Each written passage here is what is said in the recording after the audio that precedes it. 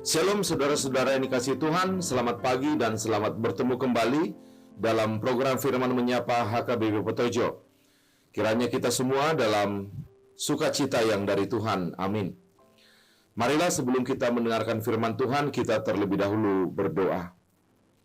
Ya Allah, ya Tuhan kami mengucap syukur untuk kesempatan di mana pada hari ini kami boleh mendengarkan firman-Mu. Ya Tuhan, berkatilah kami agar firman yang kami baca dan kami renungkan hari ini bisa membuat kami menjadi pribadi yang lebih baik lagi di hadapan Tuhan. Demi Kristus firman Tuhan yang hidup, kami berdoa. Amin.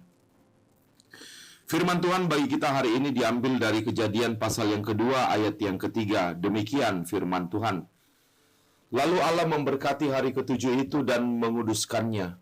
Karena pada hari itulah ia berhenti dari segala pekerjaan penciptaan yang telah dibuatnya itu. Demikianlah firman Tuhan. Yang berbahagia adalah orang yang mendengarkan firman Tuhan serta memeliharanya. Amin. Jemaat yang dikasihi Tuhan, firman menyapa kita hari ini untuk mengingatkan tentang sistem pekerjaan yang dilakukan Tuhan untuk kita teladani, yaitu sirkulasi kerja 6:1, di mana kita bekerja 6 hari, bekerja dengan sekeras-kerasnya, bekerja dengan sebaik-baiknya, dan kemudian kita beristirahat 1 hari, dan benar-benar memanfaatkan istirahat itu. Pola ini berasal dari Tuhan yang menciptakan alam semesta, termasuk yang menciptakan manusia. Jadi dia yang paling tahu apa yang terbaik bagi kita. Orang Perancis pernah mencoba mengganti pola ini pada masa revolusi Perancis. Mereka mengganti 7 hari seminggu menjadi 5 hari seminggu. Jadi 4 hari manusia bekerja dan kemudian 1 hari istirahat. Jadi waktu istirahatnya lebih banyak. Apa yang terjadi kemudian? Orang Perancis mengalami kebosanan. Karena baru mulai bekerja, sudah istirahat lagi. Akhirnya usaha mereka gagal. Orang Perancis kembali ke pola 7 hari seminggu, 6 hari kerja dan 1 hari istirahat. Setelah orang Prancis, usaha mengubah pola ini juga dilakukan oleh Stalin. Stalin berkata, demi meningkatkan produktivitas Soviet, kita tidak usah ikut Alkitab. Menurut Stalin, 6 hari bekerja dan 1 hari istirahat itu cuma mitos. Sistem ini cuma akan merugikan masyarakat komunis. Maka Stalin memerintahkan untuk bekerja 9 hari dan istirahat 1 hari. Maka Politbiro mengumumkan keputusan ini ke seluruh Soviet, wilayah Ural, sampai ke batas Polandia. Mereka memperpanjang seminggu dari 6 hari bekerja menjadi 9 hari bekerja. Mereka mengira dengan demikian dapat meningkatkan produktivitas kerja. Tapi setelah diselidiki beberapa tahun kemudian, diketahui bahwa produktivitas malah menurun, dan yang paling parah adalah kualitas produksi benar-benar tidak karuan. Ini karena manusia terlalu lelah dalam bekerja. Pada akhirnya pun, mereka kembali ke sistem Tuhan, 6 hari bekerja dan 1 hari istirahat. Jadi 2 usaha gagal ini menunjukkan bahwa sirkulasi yang Tuhan ciptakan ini adalah yang terbaik bagi manusia. 6 hari kita bekerja dengan sekeras-kerasnya, dan 1 hari kemudian kita beristirahat dengan sebaik-baiknya. Siapa yang mengubah sistem ini akan mendatangkan kecelakaan bagi dirinya sendiri. Maka marilah kita menjalani sirkulasi kerja yang sudah Tuhan tetapkan ini. Kita bekerja dengan luar biasa. Bekerja seperti untuk Tuhan selama 6 hari. Dan kita beristirahat 1 hari dengan sebaik-baiknya. Itulah yang terbaik bagi kita manusia untuk bisa menghasilkan produk kerja terbaik. Namun yang kedua, yang tidak kalah penting untuk kita perhatikan adalah mengenai hari istirahat atau hari ketujuh dalam soal makna sabatnya. Titah keempat mengatakan bahwa kita harus merayakan hari sabat. Allah telah membawa engkau keluar dari tanah Mesir, di mana engkau diperbudak. Dialah yang memberikan hari sabat kepadamu. Di Mesir engkau tidak memiliki hari sabat, sebab sebagai budak engkau harus bekerja setiap hari. Tetapi ketika Allah membawamu keluar dari Mesir, engkau jadi punya hari sabat. Itulah hukum keempat. Namun apa yang penting dari hari Sabat bukan soal harinya, tetapi soal Sabatnya. Bukan pula soal perayaannya, melainkan Sabat Tuhannya. Itulah perintah Tuhan kepada orang Israel dan juga kepada kita sekarang ini. Pernah orang Yahudi menganggap yang terpenting adalah perayaannya, sehingga mereka cuma menjalankan ritual ibadah yang rutin.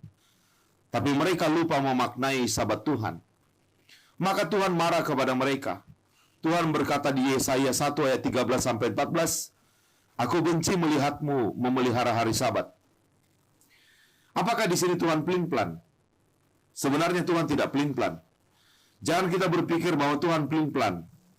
Di satu sisi Dia menyuruh kita beribadah, di sisi lain Tuhan membenci ibadah kita. Yang Tuhan tidak suka adalah ketika kita memutarbalikkan yang utama menjadi sekunder dan yang sekunder menjadi yang utama. Maka biarkanlah yang utama menjadi yang utama, yaitu Sabat Tuhannya. Dan biarkanlah hal yang sekunder menjadi yang sekunder, yaitu harinya dan ibadahnya. Kalau begitu, apa makna Sabat Tuhan? Sabat adalah mengalami istirahat di dalam Tuhan. Ingat, istirahat di dalam Tuhan. Jadi bukan istirahat yang kita pahami. Jangan kita pahami bahwa istirahat di dalam Tuhan itu berarti kita tidak boleh melakukan apa-apa. Beristirahat di dalam Tuhan justru bisa saja sambil melakukan pekerjaan. Bahkan di hari Minggu, kita melayani sampai badan kita capek. Jadi apa maksudnya beristirahat di dalam Tuhan kalau ternyata fisik kita capek? Nah, beristirahat di dalam Tuhan artinya mengalami kedamaian, mengalami sukacita, dan mengalami kebahagiaan di dalam Tuhan. Masuk ke dalam Sabat Tuhan artinya kita meletakkan semua kecemasan kita, meletakkan semua kemarahan, semua beban-beban pekerjaan, meletakkan semua kekhawatiran yang mengikat pikiran kita setiap hari, dan kemudian kita masuk ke dalam kedamaian Tuhan. Sehingga kita mengalami perdamaian, mengalami ketenteraman jiwa dan sukacita. Itulah makna Sabat Tuhan. Itulah yang harus kita rasakan setiap kita memasuki hari Minggu. Jadi bukan soal bekerja atau tidak, atau ini bukan soal beribadah atau tidak, tapi soal mengistirahatkan jiwa kita. Kita membebaskan jiwa dan pikiran kita dari ketegangan, dari kekacauan, dari stres, dan di situ kita menikmati penyertaan Tuhan yang penuh dengan keindahan. Itulah artinya beristirahat di dalam Tuhan. Begini saudara-saudara, ada orang yang tidak mengerjakan apa-apa, tetapi lesu terus. Tapi sebaliknya, ada orang yang bekerja keras terus-menerus, tapi mereka justru merasa senang. Orang yang kerja keras ini mendadak berhenti pada hari Sabat, lalu dia mengerjakan yang lain. Hari itu, yaitu pada hari Minggu, dia tetap bekerja. Namun jenis pekerjaannya bertukar dengan jenis pekerjaannya dari Senin sampai Sabtu, sehingga dia mengalami kesegaran. Pada hari Minggu itu dia tetap merasa capek, namun hatinya senang dan damai. Itulah makna dari hari Sabat. Itu sebabnya orang tua yang sudah pensiun janganlah dilarang bekerja. Ketika kita menyuruh dia berhenti bekerja supaya orang tua itu bisa menikmati hidup, dia justru tidak menikmati hidup. Bisa-bisa orang tua itu jadi cepat mati. Karena setelah tidak bekerja, dia akan berpikir, untuk apa lagi hidup di dunia ini? Lebih baik mati saja. Jadi biarkan saja orang tua kita yang sudah pensiun tetap bekerja. Orang tua itu akan melakukan pekerjaan yang dia senangi, yang membuat hatinya damai. Nah, kita pun begitu. Pada hari Senin sampai Sabtu kita melakukan pekerjaan yang membebani kita. Tapi pada hari Minggu, kita melakukan pekerjaan yang bukan beban, tapi pekerjaan yang membuat kita damai, yang membuat kita senang, dan terutama kita melakukan pekerjaan yang menyenangkan hati Tuhan, termasuk memuji Tuhan.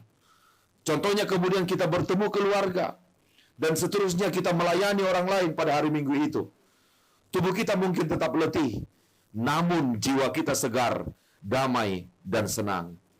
Itulah sebabnya Tuhan Yesus pernah berkata di Yohanes 14 ayat 27, "Damai sejahtera ku tinggalkan bagimu, damai sejahtera ku berikan kepadamu, dan apa yang kuberikan tidak seperti yang diberikan oleh dunia kepadamu. Janganlah gelisah dan gentar hatimu. Itulah makna Sabat, di mana kita beristirahat di dalam Tuhan dan beroleh damai sejahtera Tuhan. Beristirahat di dalam Tuhan bukan berarti tidak melakukan apa-apa. Justru di dalam istirahat di dalam Tuhan ini, kita disarankan melakukan pekerjaan yang disenangi Tuhan dan juga yang kita senangi, supaya dengan itu kita meroleh damai sejahtera Tuhan.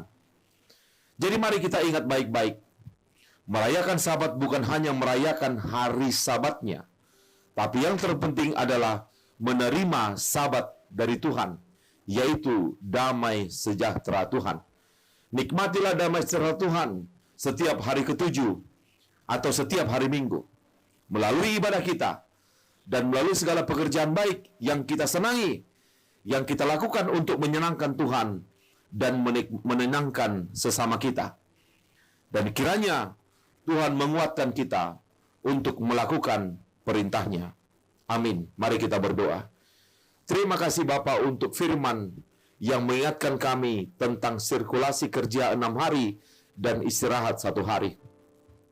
Ajarkan kami Tuhan untuk bekerja dengan sekeras-kerasnya 6 hari, tapi kemudian benar-benar istirahat di hari ke-7, supaya kami beroleh kesenangan. Tapi kami juga diingatkan bahwa hari ke-7 kami istirahat di dalam Tuhan. Istirahat di dalam Tuhan artinya merasakan damai sejahtera Tuhan. Kami meletakkan beban kami meletakkan sejenak kekhawatiran kami, dan kami memasuki kedamaian bersama Tuhan. Pada hari itu bisa saja kami melakukan pekerjaan, tapi jenisnya berbeda dari yang kami lakukan Senin sampai Sabtu. Pekerjaan yang kami senangi, dan juga pekerjaan yang Tuhan senangi, yang membuat hati kami damai, yang membuat hati kami senang, dan juga kami jadi berguna bagi orang lain. Dan itulah yang akan mendatangkan sukacita bagi kami. Setiap kami memasuki hari Senin, kami beroleh semangat yang baru. Tuhan, ajarkan kami melakukan perintah ini, agar hidup kami benar-benar berguna. Dalam nama Tuhan Yesus Kristus, kami berdoa. Amin. Selamat bekerja. Tuhan Yesus memberkati. Amin.